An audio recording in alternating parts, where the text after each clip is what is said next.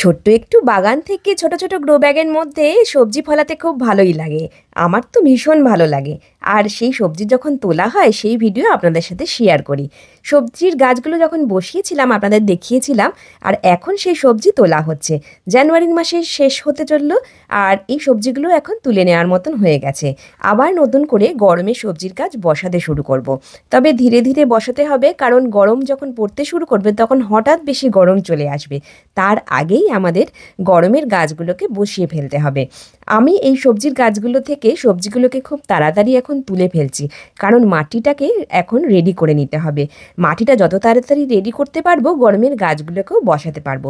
আপনারাও চাইলে মাটির রেডি করে ফেলুন এবং গরমের গাছগুলো বসানোর জন্য বীজ এবং সার সব রেডি রাখুন। তাহলে গরমের গাছ এই জানুয়ারির শেষে এবং ফেব্রুয়ারির শুরুতে বসাতে পারবেন। তারপরে মার্চ এপ্রিল মাস এই 2 মাস কিন্তু আর গরমের গাছ বসাবেন না। এপ্রিলের শেষে বা মে মাসে আবার নতুন করে গরমের গাছগুলো বসাবেন। এরপরে আবার বর্ষা চলে আসবে, বর্ষায় আবার গাছগুলো খুব ভালো হবে।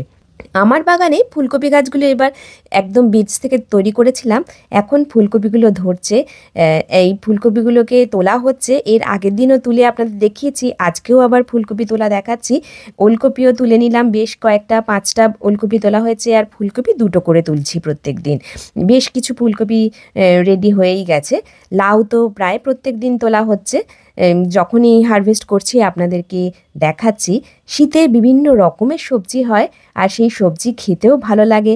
ছাদ বাগানে অর্গানিকভাবে তৈরি করা হয়, আর সেই অর্গানিক গার্ডেনিংয়ের ভিডিও আপনাদের সাথে আমি শেয়ার করি। আপনারাও চাইলে প্রত্যেকেই অর্গানিক গার্ডেন করতে পারেন। অর্গানিক গার্ডেন করার জন্য বা সবজি ফলানোর জন্য খুব বেশি কষ্ট করতে হয় না। বাড়িতে যেটুকু জায়গা আছে সেখানেই করা যায়। রোদ থাকলে সবচেয়ে ভালো।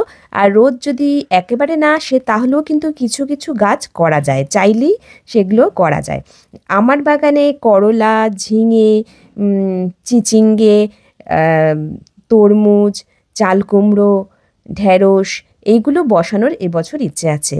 আর এছাড়াও আমি বিভিন্ন রকমের শাকের গাছ বসাই, সেগুলোও আপনাদেরকে দেখাই। গরমকালেও কিন্তু ধনেপাতা, পালং শাক সবই করা যায়। শীতের যে সবজিগুলো সেগুলো গরমকালে আর হয় না। তবে গরমের কিছু কিছু সবজি এই সময় এখন জানুয়ারির শেষের দিকে বসানো যাবে। তাহলে মানে যখন গরমটা আসতে শুরু করবে, মানে মার্চ মাসের গরমটায়, তখন কিন্তু এই গরমের সবজির গাছগুলো থেকে সবজিগুলোকে পেয়ে যাব। সেজন্য এখনই এই জানুয়ারির শেষের দিকে গরমের গাছগুলোকে বসিয়ে ফেলার চেষ্টা করছি।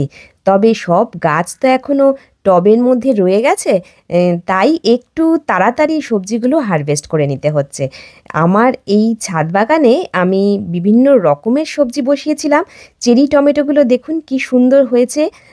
এবছর প্রথম বসিয়েছি, আমার ভীষণ ভালো লাগছে, খুব আনন্দও হচ্ছে সবজিগুলোকে তুলতে। প্রত্যেক বছরই সবজি তোলা হয়, প্রত্যেক বছরই যেন নতুন করে অনুভূতি পাই। আপনারাও চাইলেই কিন্তু অর্গানিক গার্ডেনিংটা করতে পারেন। ধীরে ধীরে শুরু করুন, দেখবেন খুব সুন্দর গার্ডেন নিজেরাই করতে পারবেন। প্রথম প্রথম একটু অসুবিধা হয়, ধৈর্য হারাবেন না, চেষ্টা চালিয়ে যাবেন। অল্প অল্প করে শুরু করুন। ধীরে ধীরে সাকসেস পেলেই কিন্তু আস্তে আস্তে আপনারা বাগানটাকে বাড়াতে পারবেন। তাহলেই ভালো হবে। একসাথে অনেকটা যদি করে ফেলেন তাহলে অনেক সময় প্রথম দিকে একটু আনসাকসেসফুল হওয়ার একটা সম্ভাবনা থাকে। এখানে দেখুন পালং শাক করেছি। পালং শাক গামলার মধ্যেই আমি বসাই, আর সেখানে বেশ বড় বড় পালং শাক হয়। তুলে নিয়ে গিয়ে রান্না করা হয়, আর আবার সেই গামলার ভিতরে পালং শাক বসিয়ে দেওয়া হয়। এছাড়া অন্যান্য শাকও এই গামলার মধ্যে বসানো হয়। এবার গরমে আমি লাল শাক, সবুজ নোটে শাক, কলমি শাক এইসব বসাবো। এই শাকগুলো প্রত্যেক বছরই বসানো হয় এবং এই বছরও গরমে বসানো হবে। তার সাথে সাথে পালং শাক, ধনেপাতা এগুলোও থাকছে। আপনারা যারা বীজ পাচ্ছেন না বা ভালো বীজের সন্ধান করতে পারেননি, চাইলেই আমাকে হোয়াটসঅ্যাপ নাম্বারে হোয়াটসঅ্যাপ করে বীজটা নিতে পারেন। সব রকম এই সবজির বীজ আমার কাছে রয়েছে। মেনলি সবজির বীজটাই আমি রাখি, যেহেতু আমি সবজির গার্ডেনটা করি। শাকের বীজও নিতে পারেন আলাদা করে। 5 রকমের শাকের বীজ আপনারা নিতে পারবেন একটা প্যাকের মধ্যে। এছাড়াও বিভিন্ন রকম সবজির বীজের সাথেও শাকের বীজ দেওয়া হয়। সবজির হারভেস্টিং করা একটা দারুণ আনন্দের বিষয় এবং সেই হারভেস্ট করা সবজি খেতেও যেরকম ভালো, শরীরের জন্য ভালো, সেজন্যই বলা। আর বাগান করতে করতে কিভাবে যে সারাদিনটা চলে যায় নিজেই অনেক সময় খেয়াল করতে পারি না। আজ তাহলে আসি, ট্রেটাও তো ভর্তি হয়ে গেল। আজ না হয় হারভেস্টিংটা এখানেই শেষ করছি, আরেকদিন আবার সবজি তুলব।